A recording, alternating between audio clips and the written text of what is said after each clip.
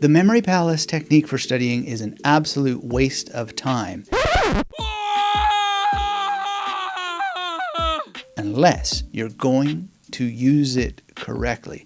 And there's a correct way to do it for sure, and unfortunately, a lot of people do not teach it in its full glory, the way that I used it as part of getting my PhD, and I had to spend hours and hours and hours of time figuring out how was it that the ancient people carried entire books in their minds when they couldn't carry them on their backs. And part of the reason why that isn't taught correctly is simply because a lot of other people haven't read the ancient books that I found to work it all out. So if you want to stop wasting your time and get maximum results with minimal effort, get subscribed, hit that thumbs up for the love of memory, and to help me train the robots to remember that humans care about the great memory tradition and the truth about what the memory palace technique is and how to use it so you can get A+ all the way down.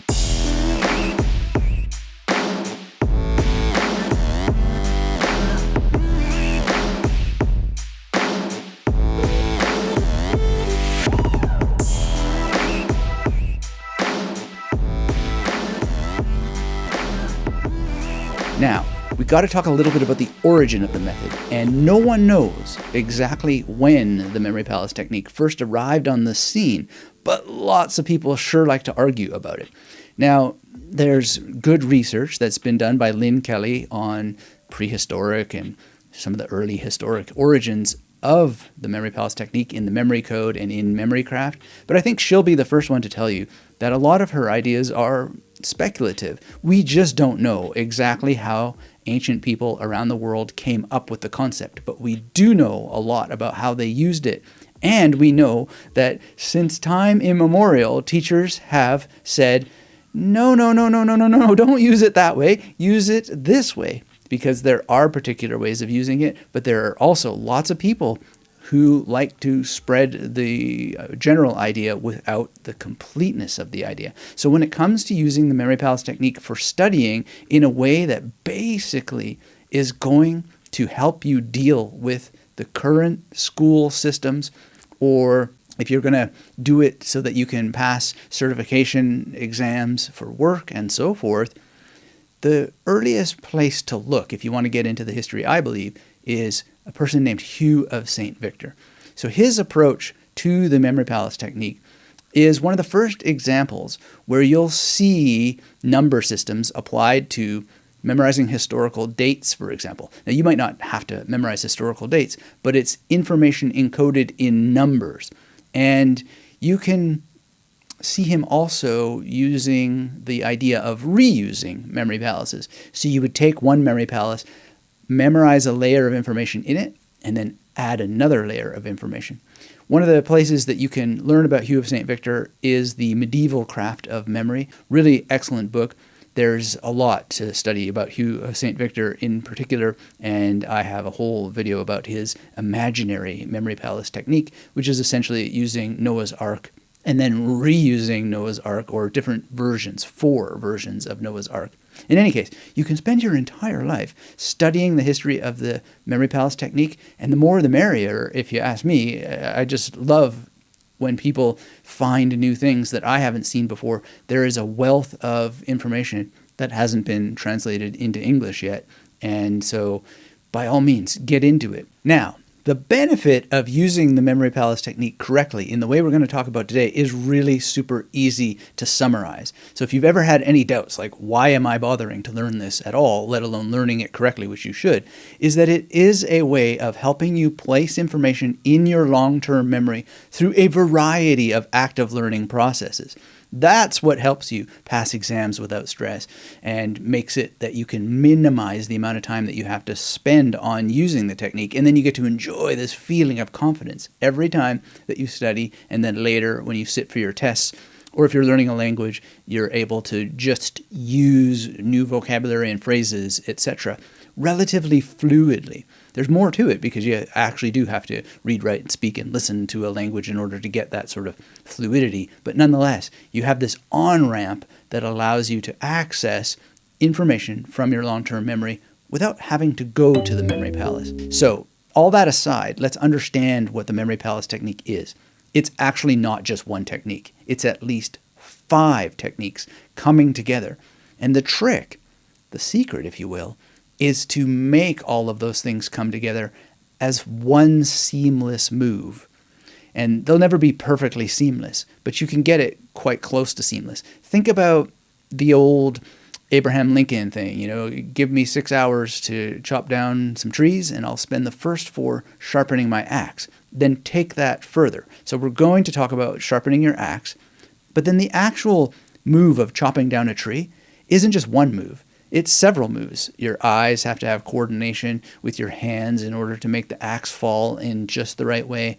You have to have a sense of saving your energy so that you actually make every strike of that axe have maximum velocity to reduce the amount of times that you have to hit the tree in order to make it fall over, etc. So it's quite a nuanced thing, but not super nuanced to the point that it's impossible.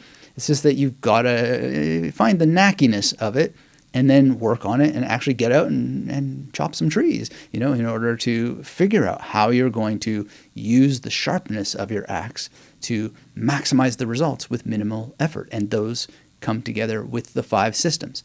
So the memory palace system is one of them. Then you have alphabetical associations, numerical associations, symbol associations, and spaced repetition itself, which is a system. And all of this combines and blends beautifully within the memory palace technique, and it leads to maximum memory retention. Now, alphabet systems, number systems, symbol systems, 2 words, mental imagery. What you do in your mind is your imagination. So a mental image or association doesn't have to be seen. This is one of the biggest keys to getting the memory palace technique to work flawlessly. You don't have to see memory palaces. You don't have to see any of your associations that you use in memory palaces. You just have to figure this out because it's knacky. It's going to be a little different in your mind. You got to lean into it, and you got to get away from this Sherlock Holmes mythology. You don't say, I must go to my mind palace. You just have the information. That's why we use the memory palace technique for studying, so that we just have the information. So we need to use these 5 systems so that the information enters your long-term memory, and then you can access it without having to think about the memory palace technique at all. In a way, these 5 systems, when they work together, are like the training wheels that you would have on a bike. As soon as you're done training your mind with the individual sets of information, those training wheels, or the mnemonics, including the memory palace itself, just falls away. All that remains is the target information when you need it. And that is such a glorious and beautiful thing.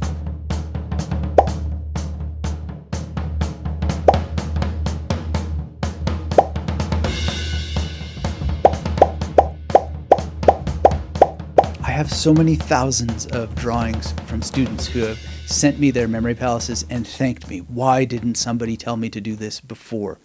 It is so critical, because if you don't allow yourself to plan the memory palace, you wind up building it as you go. And that's trying to do 2 things at once. You want to establish clear and distinctive locations within each and every memory palace. The key is making sure that the memory palace is clear to you and that it is clearly based on what you remember. Don't invent things. Don't get caught up in, well, this couch might move in the future, or this couch has been in different places in the past. If that is going to be in your mind at all, just don't use the couch.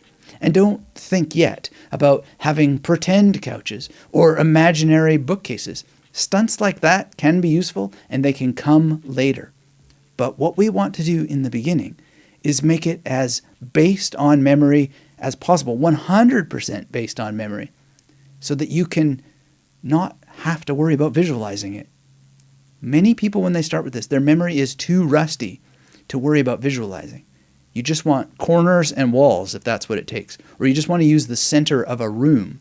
To add anything, things like flying off of balconies, passing ghost-like through walls, anything that you don't do in reality, is giving yourself something to remember. That's called a memorized palace. And it places cognitive load on the tool, when the whole point of a true memory palace is to maximize the power of using distinctive locations exactly the way you remember them without having to elaborate anything. Rest assured, there's plenty of opportunity to elaborate things when you're using your alphabet system, your number system, your symbol system, and we're going to discuss that in a minute. But get this most important points of all of them. If you're worried about couches moving around, you're adding unnecessary thinking. If you're thinking about, well, I could pass like a ghost through this wall, you're giving yourself unnecessary thinking because you're going to have to remember that detail. You want a clear and crisp journey. You want to start at a location and move in a linear fashion through your mind, whether you see it or not. And you don't have to see it because you can just draw it. You're going to move from station to station to station based on your memory. That's a true memory palace. And anything that has to be memorized about it is gone because that's not the art of memory. So once you do this with a couple memory palaces and you use them and you fill them, you'll go, oh yes, that's why he's so insistent about this, right? And yes, later you can do all kinds of fancy stuff and you can use memory palaces that are memorized in all kinds of different ways. There's endless ways to play around with this. But if you're studying, you don't want to take the risk of having fiddly, little noodly memory palaces that are not optimized based on this simple principle. Now, the next thing that's really important here to make sure that the memory palace technique for studying is worth your time is to make sure you're using it for the actual information that matters. And so I'll share with you how I've used this technique. And I've always studied with wild abandon. I've tried to extract as much information as I possibly could within certain limits, training my mind to understand what is actual information that's worth memorizing. And what you kind of have to do is make an assessment on the fly. So what I love to do is extract information onto cards. I'm reading a book and I'll make a little mental note. I'll say, this book looks like it's got 10 chapters. Probably there's going to be 10 points, let's say, in each chapter, maybe 3. Depends on what the book looks like. And I will limit myself to a certain amount of points. And when I find a point that I don't know, I don't recognize it, I don't know it, before I do any memorizing, I will extract that information onto cards. Now, that's phase 1. No memory palaces are in play at all. Phase 2 is to go through the cards and then check, does this really need to be memorized? Does this need to be memorized? What about this? And I will throw cards away or place them in a different area because if it doesn't need to be memorized, why memorize it? Why use the memory palace space for information that hasn't passed the test? Now, the key with this, to understand this, is that this process of weeding through notes that have been taken is itself part of forming memories, right? And it is about summarization. It's about annotation. And it's about assessing the validity and the value of key points and culling them out. This will itself form memories, and it will help you understand, this key point, I need to memorize it. And then you memorize only those things that are the key points, knowing that you're forming memories throughout that entire process. Now, there's a principle that I call the rhizomatic effect. And it basically is a less is more approach. And less usually is more.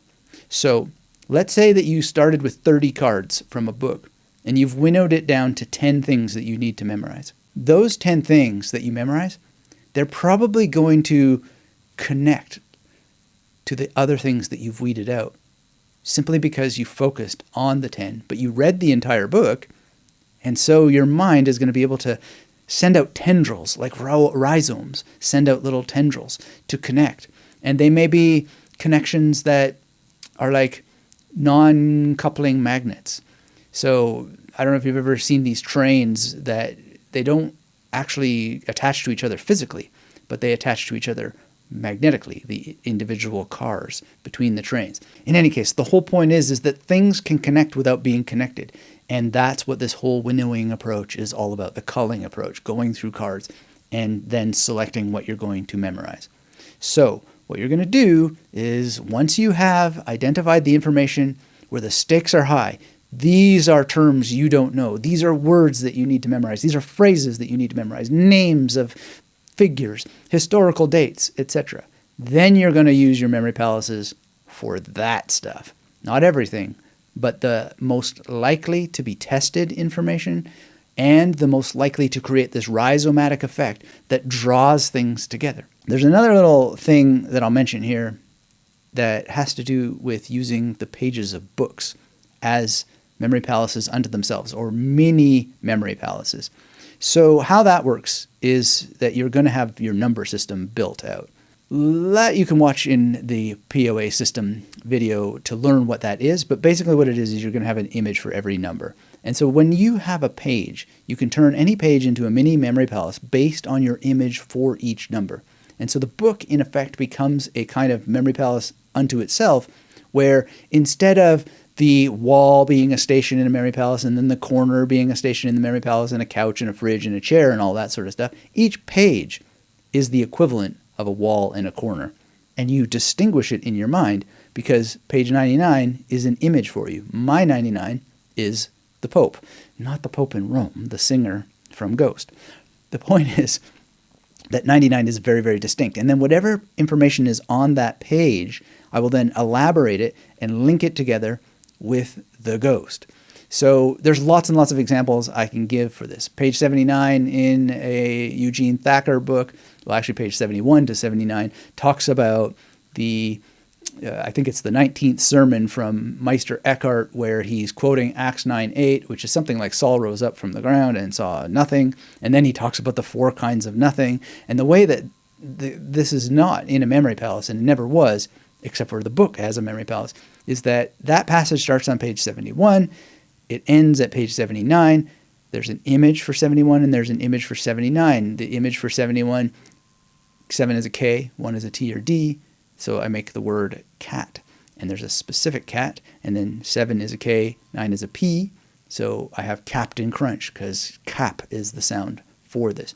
So now there's this range. And then the cat, who is the Cheshire Cat, is then linked with Captain Crunch and linked with the images for the 19th sermon of Meister Eckhart, the numbers for Acts 9:8, the whole idea of there being 4 kinds of nothing, 4 symbolized by a sailboat, and on and on and on. So this is a little bit more intermediate and advanced, but it's still the memory palace technique looked at in a different way, because each and every station is clear and distinct in my mind by virtue of each number having an image, in the same way that every corner in a room has an image, the corner itself, every wall has an image.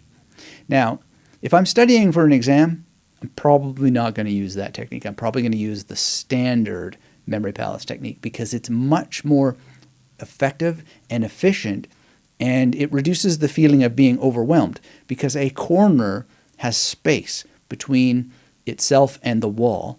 And then that allows for a broader painting, so to speak, with the mental imagery. And it allows for more spaced repetition to work with space between the stations. Now, the ancient memory technique books talk about this. They always talk about having your stations in your memory palaces have some breathing room, right? And you don't get that with the page technique. If you have something on 98, and on page 99, there's no breathing room between those 2 pages. And it is a little bit of an issue and a problem.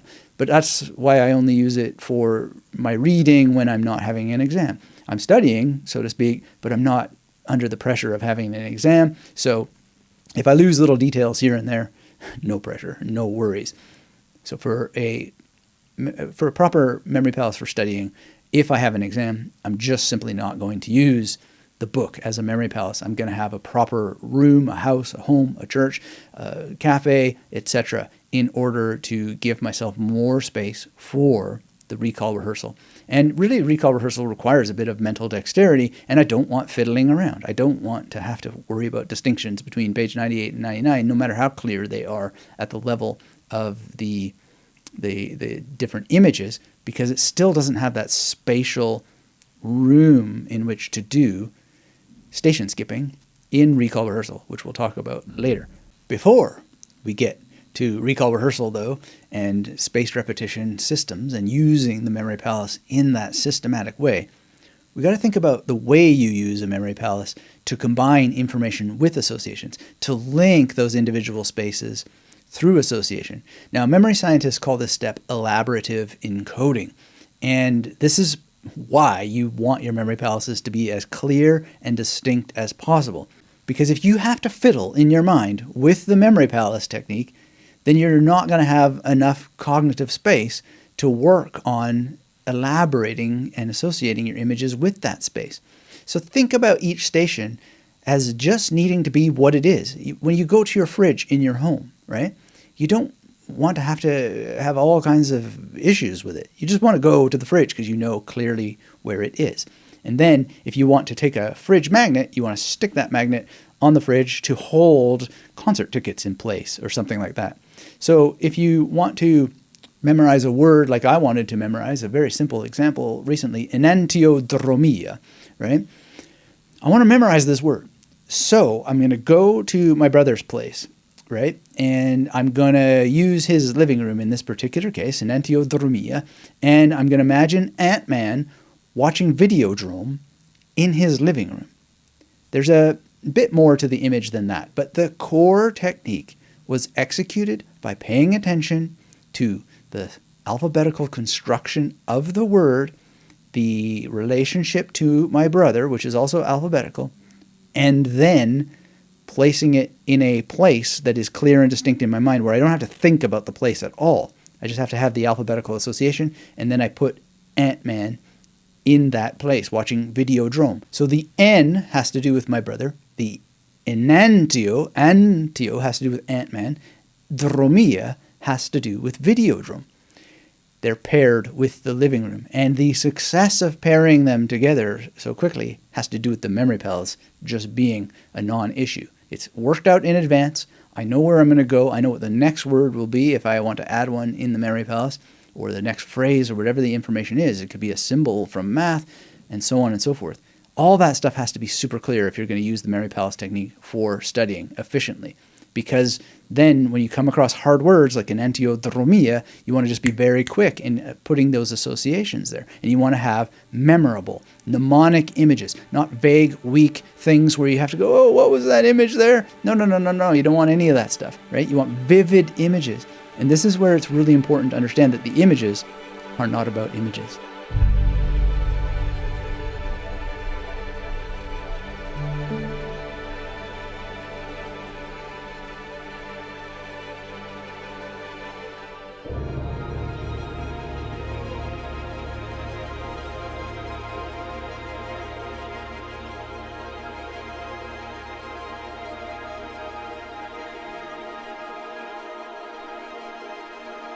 What it's really about is using logic upon logic. Using the memory palace as a logical sequence of stations throughout a space, a journey, to link highly multi-sensory images that are already in your memory. So my brother's already in my memory, Ant-Man is already in my memory, and Videodrome is already in my memory. And I'm just linking these things together with the sound and the meaning of enantiodromia, right? This is so glorious when you start to get this, when you start to practice it on this basis. It's very, very important because you don't want to invent stuff. You don't want to have to create images. I get messages all the time. I'm struggling to create images. Whoever taught you to create images in the first place? I don't know why that people talk about it that way.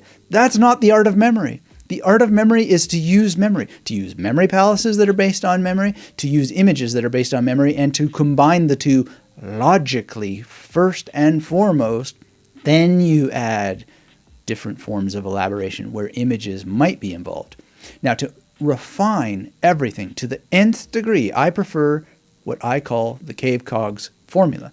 So rather than fuss around with all this stuff to elaborate it, I simply follow that formula. So rather than seeing Ant-Man as such, I first get a kinesthetic feeling. That's the K in cave cogs.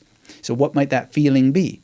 Well, it depends on what's going on. What is the meaning of the word? So I will try to feel Ant-Man, somehow being overwhelmed by a force and then responding to that force in a particular way, physically, because that relates to the meaning of this word. Then I'll hear an auditory sensation in my mind's ear. Then maybe I'll have some visual. In this case, I didn't really have any visual because it's just not necessary. So I don't always have KAV, kinesthetic, auditory, visual, but I do have an emotion. And that emotion is also felt, but it's not felt physically in Ant-Man's body. It's felt in his emotion. So Ant-Man is played, by a particular actor. And so is it Paul Rudd who plays? You don't even have to remember who it is that plays the character, as long as you can get that sensation in your mind of what his way of feeling emotional would be relative to the sound and the meaning of the word. Then there's conceptual, which is the C in Cave Cogs. And that can be a hard one for people to understand, but basically I just want to think a little bit, what's the genre here? What's going on?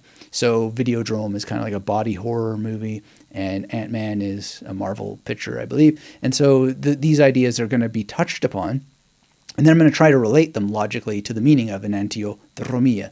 Then we have olfactory, gustatory, and spatial. And can you get a little smell and a taste in there? And then think about the sizes of things in relationship to each other. So literally feeling what it would be like to watch a movie in the body of Ant-Man creates all of these multi-sensory associations. It is so important. And you can train yourself to do this very, very quickly. And all the more so because you're basing your images on things that you've seen in the real world. Now, I know you may not have seen Videodrome. I know you may not have seen Ant-Man. But this is the art of memory, is for you to practice using what you have seen, what you have a relationship with. Some people, they absolutely love anime, right? Because they've just spent a lot of time with anime. Great. Some people like Pokemon. Some people like all kinds of things. I happen to like weird Canadian movies like Videodrome, and I like Ant-Man. So, these things come to mind, but they don't come to mind out of nowhere. They come to mind because I've trained myself to do this. So how are we going to train ourselves to do this? As a rabbi once told his student, who said, "How is it that you guys are memorizing the Tanakh with such great tenacity?" Well, the rabbi said, you must become a student, a serious student of the alphabet. So please become a serious student of the alphabet. Get yourself a blank-faced deck of playing cards, or just some of these wonderful index cards, blank, and write out the alphabet and look at letters. So when you have the letter U, instantly come to your mind should be Uma Thurman, right? Or whoever. It could be Uwe Boll. You don't know these people necessarily. I do. I worked with Uwe Boll on a movie when I was a story consultant. But that's who I have here instantly when I look at you. And I train myself. Just go through here. Who else could I add? Umberto Eco, the great writer who wrote The Name of the Rose and wonderful nonfiction. And then, you go to R, and Ricky Gervais comes to mind, and so on. And you go to J, the Joker, of course, should come to mind. Everybody knows the Joker, don't they? But also Jack Nicholson, who played the Joker, and on and on and on. John Connor, it could be a fictional character. John Connor, of course, being JC in the Terminator series, and Jesus Christ, which is probably why he was named JC. C, Cookie Monster, on and on and on. X, I know this is a letter that troubles a lot of people. Xanthippia, Xenophon, Xerxes, Professor X from X-Men. Did I say Xanthippia? Yeah. That was, I believe, the wife of Socrates. The whole point is you got to train yourself to be able to do this. And also objects are useful too. Xylophone comes to mind for X. Malcolm X, on and on and on. And if you don't have a memory palace for X, then you could think of a library where you read about Malcolm X, that sort of thing. You also want to include some numbers in here because you want number systems as well. So this has particular symbols, and it depends on which number system we're using. I know this is all mentally overwhelming for people who are new to it, but you reduce the overwhelm by training. What do you know that starts with S? Superman. Probably most people know Superman. And you can go from there, right? And there's all kinds of people, and you just got to train yourself. And that's one of my favorite ways to train and practice. Simple cards. You don't have to go to the extent that I've gone to make your own deck, but I recommend that you at least do it with this, and then have one just for numbers and just for symbols, and train yourself to constantly come up with these associations. Because then when you're studying, you won't have any issues whatsoever coming up with these images. You won't.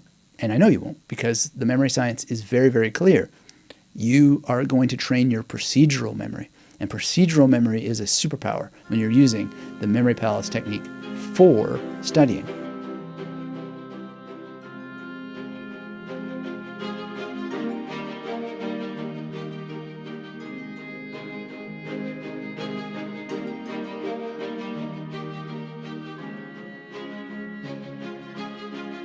Now, the other thing to do with this is to also train cave cogs.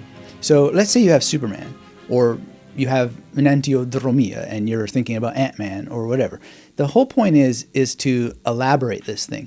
So let's say we're in my brother's house, we're memorizing enantiodromia, and we have Ant-Man smelling steak, right? And it's covered in ants. And then we have Superman serving the steak or whatever. Well, we're going to feel Superman serving the steak. He's literally going to hold the plate with the steak covered in ants in his hands. We're going to feel that in our hands. We're going to hear of all these ants moving around.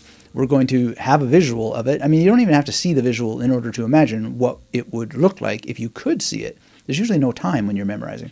Then we're going to go through the emotion. So Superman, what emotion does he have when he's handing a steak to Ant-Man in order to help us remember this word, right?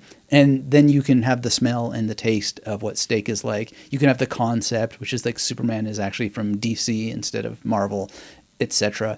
And on and on. And you can have the size of Superman's muscles relative to Ant-Man's muscles. You can train on every single card, right? So you get to Q and you think of Quincy Jones, and then you can think of Quincy Jones doing something. What does that physically feel like? And you can rotate through your cave cogs. So you get to your X and you have Xerxes or Xenophon or whoever, and you can think, well, okay, so what is he going to have a physical sensation of? And you can actually take two of your cards together. So if you have, I don't know, Kurt Russell and Xenophon, so now what are they going to do to each other to have a kinesthetic association, to have an auditory sensation, to have a visual, to have an emotion, etc. So train in advance so that you're able to come across information, rack it and stack it in a memory palace, and have images that are already in your memory, because you look at the letter H and you don't have to hum and haw over this. You got Harry Lorraine for H. I mean, of course, we're in the memory world here. We have Harry Lorraine,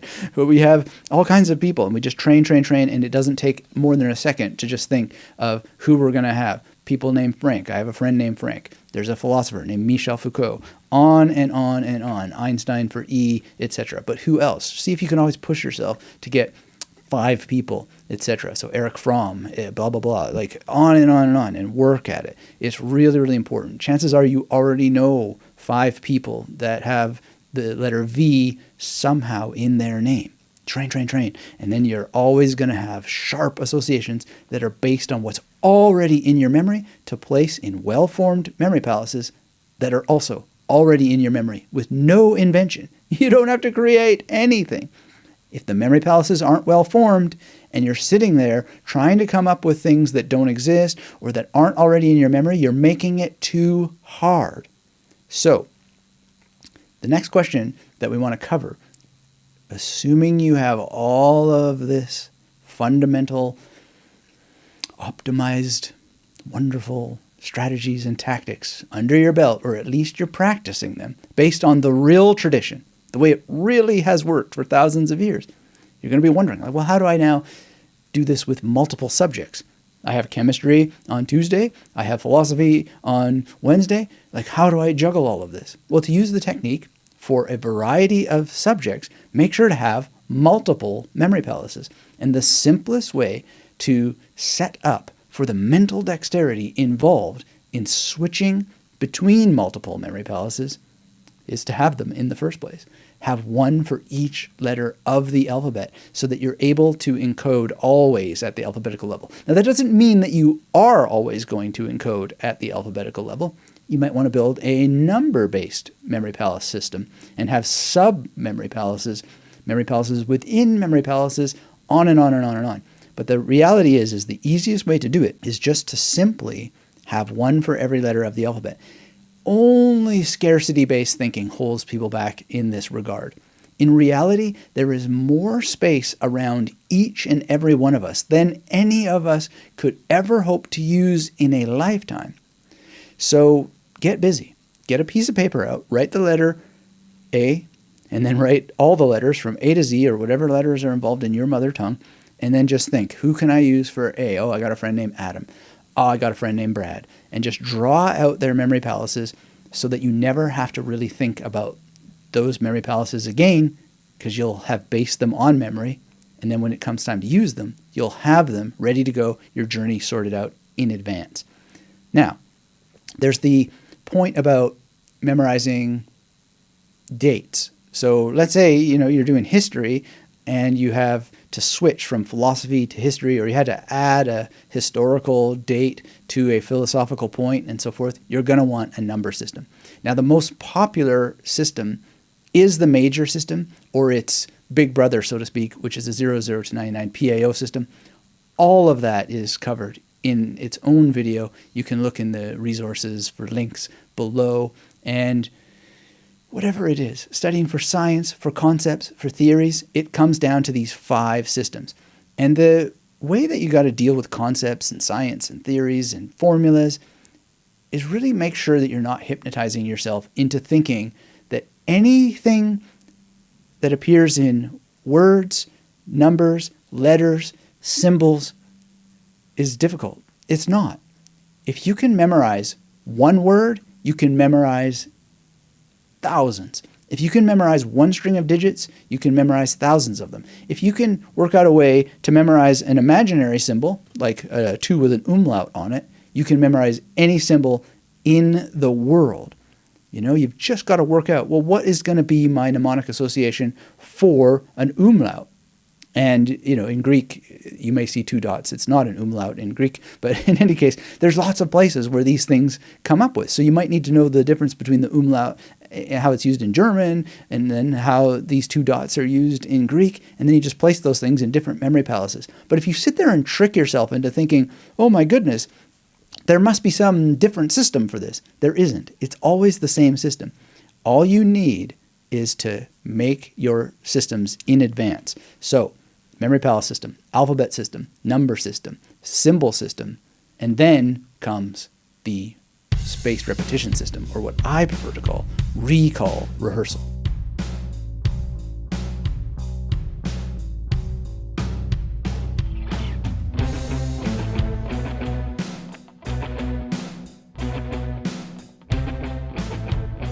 Recall rehearsal is the core reason to use the memory palace technique for studying in the first place. It is beautiful for spaced repetition, and to do it well, you will practice with a specific kind of retrieval that will strengthen your memory and usher your target information into long-term memory quickly. So, basically what you want to do is have enough information in the memory palace first. Let's say you have 10 pieces of information in a memory palace, and how this works is you want to apply equal doses of primacy effect and recency effect to each piece of information using the serial positioning effect. So without going into a long speech about Hermann Ebbinghaus and the forgetting curve and all of that, all you need to do is revisit the information in the memory palace by moving forward, backward, from the middle of the memory palace to the beginning, and then from the middle of the memory palace to the end of the sequence, and then you want to skip the stations. Each of these recall patterns will challenge you, and that's precisely the point, because you're dipping into what scientists of learning and memory sometimes call active recall, and it is the challenge that helps form the memories. And when you're making mistakes, that's not a problem. That's actually an opportunity to think, what was wrong with my image in the memory palace? That needs just a little bit of tweaking, a little bit of improving. This goes back thousands of years. You can find this in Aristotle's De Memoria, and I've talked about it in a video called Aristotle's Nuclear Alphabet, if you want to know more about just how old this principle is. So you need to follow those orders, and then you solve all your problems. Because a lot of people will say, well, how do I extend a memory palace? Can I alter a memory palace? Can I change its size, dimensions? Can I extend its size? All this stuff, right? Well, if you develop them optimally in the first place, and you use recall rehearsal to get the information into long-term memory, extending a memory palace should never be needed. And plus, you'll have a memory palace for every letter of the alphabet, and then you'll have another memory palace network, again, based on the letters of the alphabet. So in other words, you'll have 2 memory palaces for A eventually, if not 3, if not 4, etc.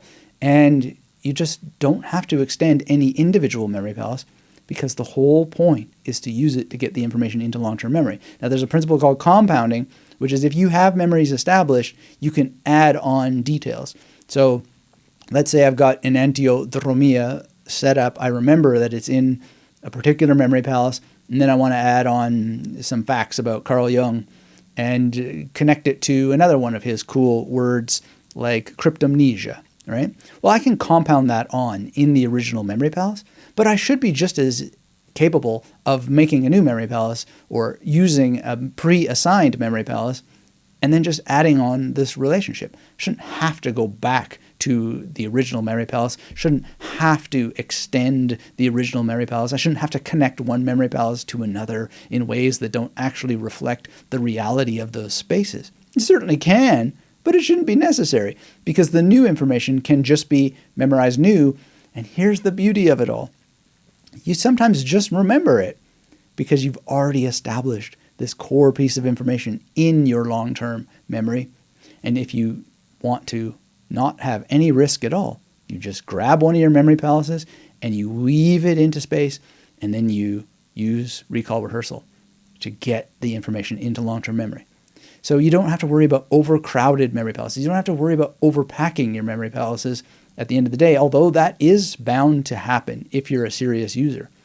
The real key is to have as many memory palaces as possible to prevent these issues from ever happening in the first place. And then when they do happen, you can correct course and just say, oh, wow, I'm really getting scarcity mindset here. I'm trying to put too much stuff in this one place. I'll just move this into another memory palace using the alphabetical method, drawing upon other places that I have established. So I've really wanted to focus our minds on just using the memory palace almost purely logically. But there are some other ways that you can play around with this, and they really ultimately come down to cave cogs. So one thing you can do, for example, is imagine writing physically onto the walls of your memory palaces. Aquinas suggests this based on the wax tablet metaphor of memory that we see in Aristotle, Plato, etc. And I found that that is just an additional amount of cognitive effort that isn't necessary. I like to float my associations so they're not physically connected to the walls or the floor or the ceiling of the memory palaces. And this approach gives more breathing room, in my experience, to each and every image. Now, sometimes they may be connected. So when I think about enantiodromia and Ant-Man, he's kind of in a recliner. He's connected to the station by virtue of the fact that there is a recliner in the location that I used. But if there was nothing there, I would just float the image in space and not have any special need for a connection. So I will use the physical space if that it lends itself to what I'm doing, but not if I'm worried that that chair might move. The recliner moving, just not use it at all, or just remember the core information through recall rehearsal so it's not an issue, right? Because I never want to have to go back to a memory palace to recall that word ever again. I want it in long-term memory. So you can get really into connections, but I think the ideal, the ne plus ultra, if you will, is to not have connections at all unless they're just happening naturally due to the way the memory palace is. Another thing that we should talk about is people ask, well, how can I clean out a memory palace? I used to do this a lot. I'd get a broom sweeping out the associations. I'd get the mops that Mickey Mouse has in Fantasia and have them washing out memory palaces. This really just seemed ultimately to me to be a waste of time, relative to just having multiple memory palaces, using them with recall rehearsal to get the information into long-term memory, and then going on to more memory palaces. There's so much space in the world. The key is to really make sure that you're doing the art of memory in a way that works for you. So there's lots of advice out there from all kinds of people, and you want to explore, but try to make sure that whatever you're exploring, you explore for long enough without muddying the water of other people's ideas to get a sense of one person's style. So if you pick this set of suggestions, stick with it for at least 90 days so your brain can formulate the neuronal connections that will help you really understand it. Start wherever you are now and understand that if you keep moving around from this or that teacher and getting shiny objects distracting you over and over and over again, you're going to interrupt the formation of any skill. By all means, study this technique from all the people you can find. That's what I did. But I stuck with one approach for long enough to really feel what that individual was talking about.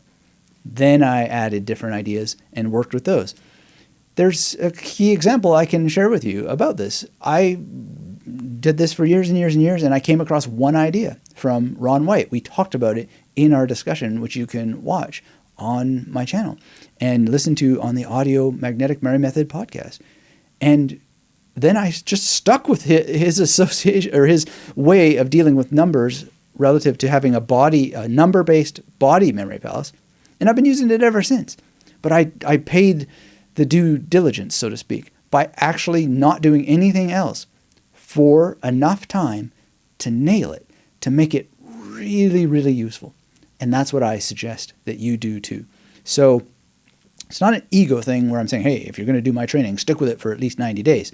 It's a neuroscientific thing, and it's well known, it's well established in all kinds of science, and I practice it myself, not just in memory, but also in meditation. When I came across the Gary Weber approach to memory-based meditation, memorizing Sanskrit, I stuck with it before I started to bring in other ideas in order to allow myself to really feel it. And knowing what I know about how memory formation works relative to habit formation, letting that time build a foundation before adding the next strata on top of it so that the next technique had a foundation to settle upon, right? This is going to be so much better for you over the long term. Even if it's a bit of a sacrifice in the short term, you will ultimately benefit more from other teachings precisely because you have a foundation upon which to base the other teachings. So go nuts, but always, always, always keep this in mind. It's been so useful for me. I hope it'll be useful for you. And the other thing about this that I think is really, really important to understand and to allow yourself to absorb deeply is the principle in memory science of context dependence or state-dependent memory. And get to that in a second, but thank you for being here. Thanks for hitting that thumbs up. Thanks for getting subscribed. If you're new here, leaving your comments, sharing this around.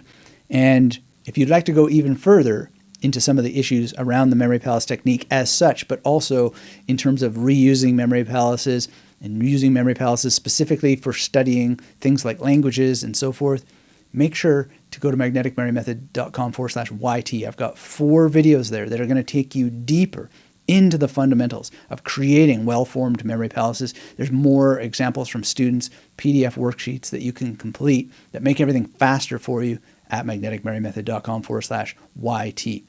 Now, here's the thing, and you can't always use this, but when you can, it is so wonderful and powerful to do. If you're going to have an exam and you can find out where that exam is taking place, use that room as one of your memory palaces for the exam, because this will give you better context-dependent memory. You're going to be in the space that you used your memory palace for. Now, again, it's not always possible, but there's also the alternative, which I used a lot when I was at York University, and I used it again when I did a MA in Switzerland, is to use the campus, use the area where you're studying as a memory palace so it's close enough. So even if you can't use the room where you're taking an exam as your memory palace, you can use the surrounding area, which will give you a little bit of that context dependence or state-dependent memory. You will be in the context of where you need to recall the information. You'll be in the state, and that will give you an extra boost of recall. I don't know exactly why it works, but I think it works probably just quite in a common sense way. You're in the context, you're in that state. But the trick still is to master the fundamentals first so that you enjoy smooth sailing with all of the 5 mnemonic systems, and that you're able to use them as if they were just one move, even though they are built from several moves. Sharpen that axe, study the individual moves of chopping the axe, and you will be able to cut down the forest of anything you need to study in minimal time with minimal effort and maximum results. That's what the magnetic memory method is all about. Thanks for joining me. I hope you found this useful. I hope you had it as fun to go through as I had fun making it for you. Get subscribed if you're not already. Hit that thumbs up. And until we have a chance to speak again, keep yourself magnetic.